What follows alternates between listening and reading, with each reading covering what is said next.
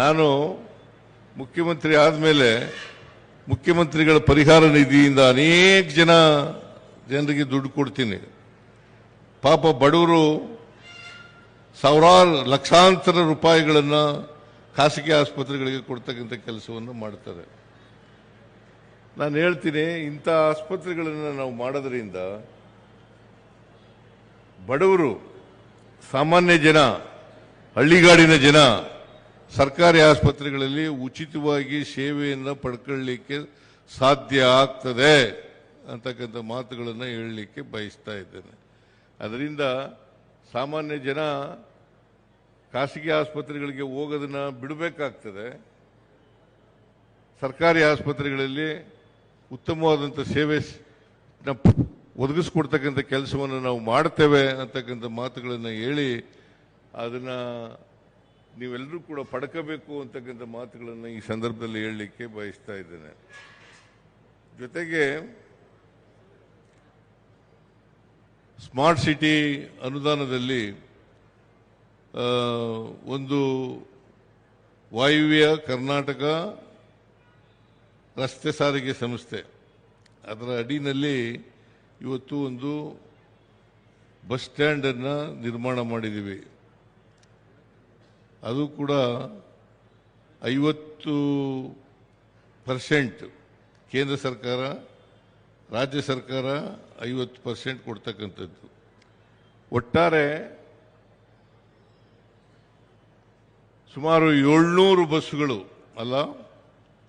700 ಬಸ್ಸುಗಳು ಇದರಲ್ಲಿ ತೊಡಗಿಸ್ಕೊಳ್ತವೆ. ಇದು ಜನರ ಸೇವೆಗೆ ಅಣಿಯಾಗ್ತಕ್ಕಂಥ ಕೆಲಸ ಮಾಡ್ತಕ್ಕಂಥ ಕೆಲಸವನ್ನು ಮಾಡ್ತವೆ. ಜೊತೆಗೆ ಇನ್ನು ಸ್ವಲ್ಪ ದಿನ ಆದಮೇಲೆ 100 ಬಸ್ಸುಗಳು, ಎಲೆಕ್ಟ್ರಿಕ್ ಬಸ್ಗಳು ಈ ಬಸ್ ನಿಲ್ದಾಣಕ್ಕೆ ಬರ್ತವೆ. ಬೆಳಗಾಂನ ನಗರದ ಜನ ಅದರ ಉಪಯೋಗವನ್ನು ಕೂಡ ಪಡ್ಕೊಳ್ಬೇಕಾದಂಥ ಮಾತುಗಳನ್ನು ಹೇಳಲಿಕ್ಕೆ ಬಯಸ್ತಾ ಇದ್ದೇನೆ. ಸೊ ರಾಣಿ ಚೆನ್ನಮ್ಮ ವಿಶ್ವವಿದ್ಯಾನಿಲಯದಲ್ಲಿ ಅನೇಕ ಅಭಿವೃದ್ಧಿ ಕೆಲಸಗಳಿಗೆ ಶಂಕುಸ್ಥಾಪನೆ ಮಾಡಿ ಈಗಾಗಲೇ ಸುಧಾಕರ್ ಅವರು ಅದರ ಬಗ್ಗೆ ಮಾತನಾಡಿದ್ದಾರೆ. ನಾನು ಹೆಚ್ಚು ಮಾತನಾಡಲಿಕ್ಕೆ ಹೋಗಲ್ಲ. ಆ ಅಭಿವೃದ್ಧಿ ಕೆಲಸಗಳಿಗೆ ಶಂಕುಸ್ಥಾಪನೆ ಮಾಡ್ತಕ್ಕಂಥ ಕೆಲಸವನ್ನು ಮಾಡಿದ್ದೇನೆ. ಉದ್ದೇಶ ನಮಗೆ ಹೆಚ್ಚು ಮಹಿಳೆಯರು, ದಲಿತರು, ಹಿಂದುಳಿದವರು, ಅಲ್ಪಸಂಖ್ಯಾತರು, ಬಡವರು, ಸಮಾಜದಲ್ಲಿರ್ತಕ್ಕಂಥ ಎಲ್ಲ ಜಾತಿಯ ಬಡವರು ಅವರೆಲ್ಲರೂ ಕೂಡ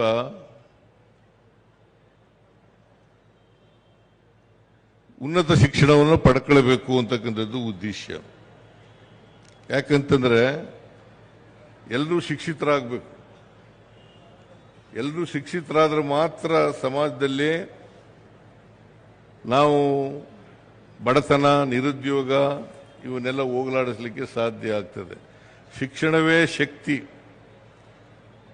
ನಾವು ಶಿಕ್ಷಣದಿಂದ ಸ್ವತಂತ್ರರಾಗಬೇಕು. ಅದು ಮಾತ್ರ ಪ್ರತಿಯೊಬ್ಬರು ಕೂಡ ಯಾವುದೇ ಕಾರಣಕ್ಕೆ ಅವಿದ್ಯಾವಂತರಾಗಬಾರದು.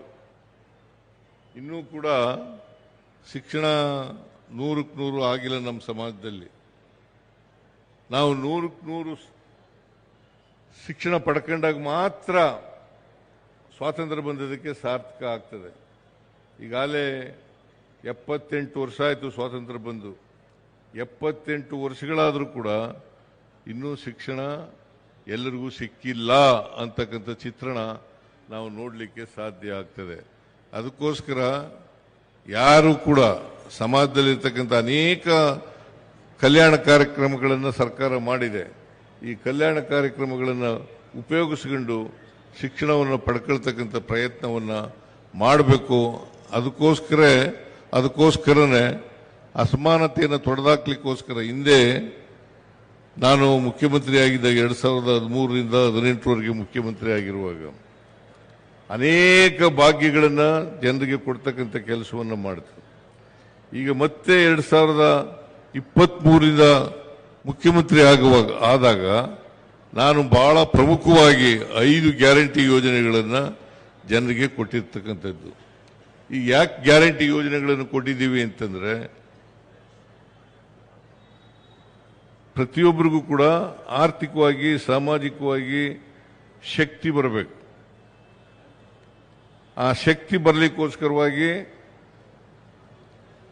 ಎಲ್ಲ ವರ್ಗದ ಜನ, ಮಹಿಳೆಯರು, ಎಲ್ಲ ಜಾತಿಯಲ್ಲಿರ್ತಕ್ಕಂಥ ಬಡವರು, ಎಲ್ಲ ಧರ್ಮದಲ್ಲಿರ್ತಕ್ಕಂಥ ಬಡವರು, ಅವರೆಲ್ಲರಿಗೂ ಕೂಡ ಶಕ್ತಿ ಬಂದಾಗ ಮಾತ್ರ ನಮ್ಮ ಸಮಾಜದಲ್ಲಿ ನಾವು ಸಮಾನತೆಯನ್ನು ತರಲಿಕ್ಕೆ ಸಾಧ್ಯ ಆಗ್ತದೆ. ಅದಕ್ಕೋಸ್ಕರ ಶಕ್ತಿ ಯೋಜನೆ ಒಂದರಲ್ಲೇ ಸುಮಾರು 500 ಕೋಟಿಗೂ ಹೆಚ್ಚು. ಎಷ್ಟು ರಾಮಲಿಂಗಾರೆಡ್ಡಿ ಅವರೇ? 564 ಕೋಟಿ 564 ಕೋಟಿ ಮಹಿಳೆಯರು ಉಚಿತವಾಗಿ ಪ್ರಯಾಣ ಮಾಡಿದ್ದಾರೆ.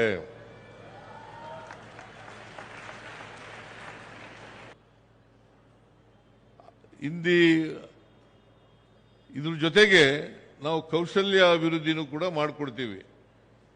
ಕೌಶಲ್ಯ ಅಭಿವೃದ್ಧಿ ಯಾಕೆ ಮಾಡಿಕೊಡ್ತೀವಿ ಅಂತಂದ್ರೆ, ಅವರು 2 ವರ್ಷ ಮಾತ್ರ ನಾವು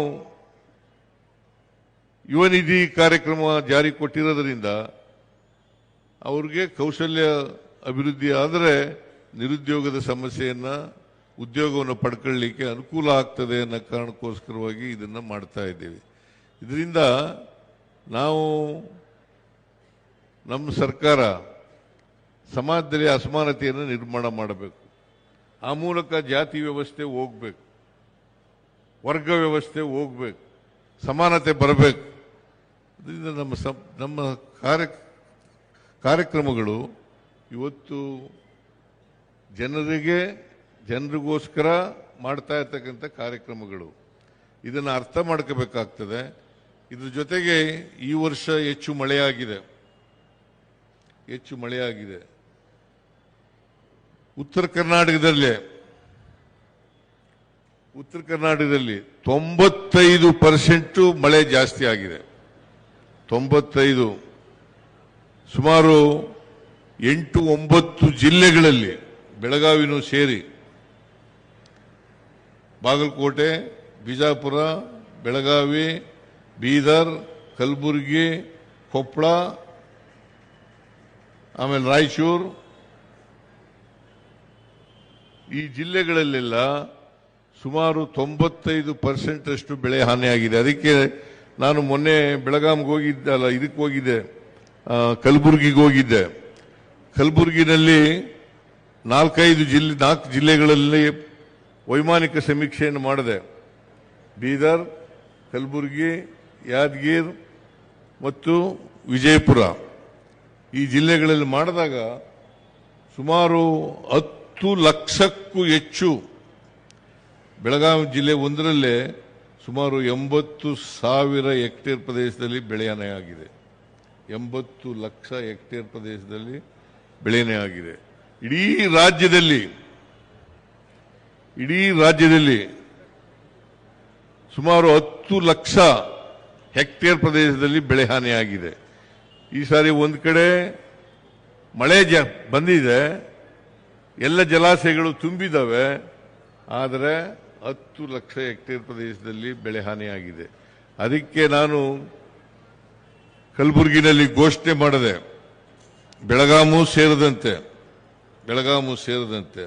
10 ಲಕ್ಷ ಹೆಕ್ಟೇರ್ ಪ್ರದೇಶ ಇದೆಯಲ್ಲ, ಅದರಲ್ಲಿ ಖುಷ್ಕಿ ಜಮೀನಿನಲ್ಲಿ ಬೆಳೆ ಹಾನಿಯಾಗಿದ್ದರೆ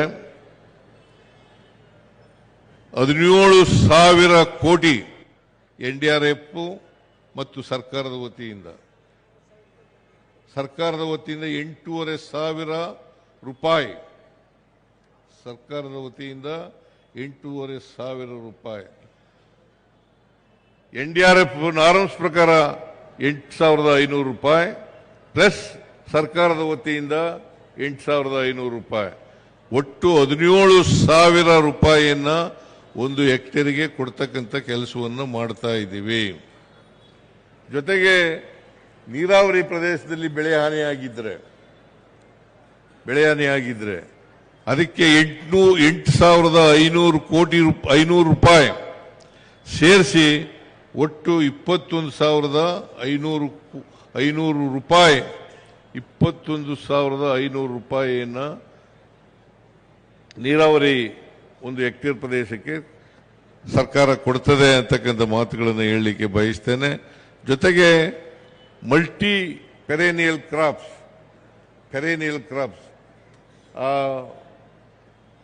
ಈ ಬೆಳೆಗಳಿಗೆ ಈ ಜಮೀನಿನಲ್ಲಿ ಬೆಳೆ ಹಾನಿಯಾಗಿದ್ರೆ ಇವಕ್ಕೆ 31,000 ರೂಪಾಯಿಗಳನ್ನು ಸರ್ಕಾರ ಕೊಡುತ್ತದೆ.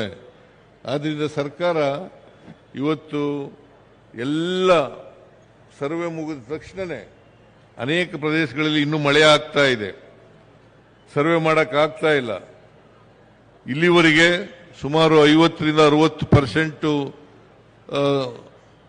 ಸರ್ವೆ ಆಗಿದೆ. ಬೆಳಗಾಂನಲ್ಲಿ ಮುಗಿದಿದೆ. ನಾವು ಎಲ್ಲ ಪ್ರದೇಶದಲ್ಲೂ ಕೂಡ ಒಟ್ಟಿಗೆ ಮುಗಿದಾಗ ಪರಿಹಾರವನ್ನು ವಿತರಣೆ ಮಾಡತಕ್ಕಂಥ ಕೆಲಸವನ್ನು ಮಾಡ್ತಾ ಇದ್ದೀವಿ.